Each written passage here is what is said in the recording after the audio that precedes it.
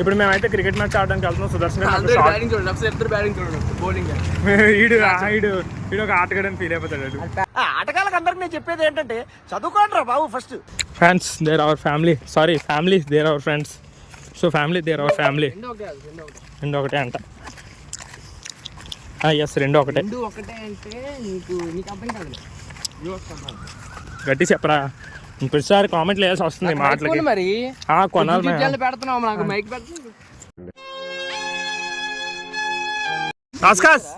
Right చూడు right చూడు. మీరు చేయలేదని చెప్పి మేము చేయలేదు.